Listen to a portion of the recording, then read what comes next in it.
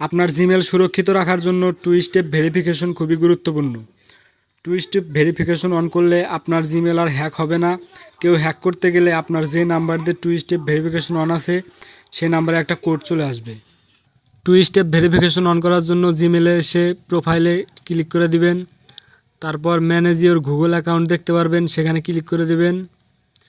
এরপর একটু স্ক্রল করে সাইডের দিকে যাবেন, এখানে দেখতে পারবেন সিকিউরিটির উপর ক্লিক করে দিবেন।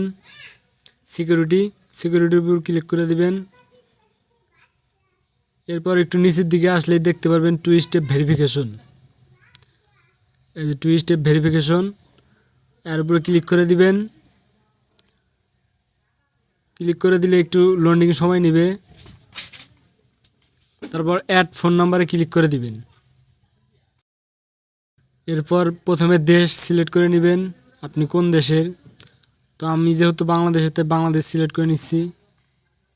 এরপর নাম্বারটা তুলে দিবেন।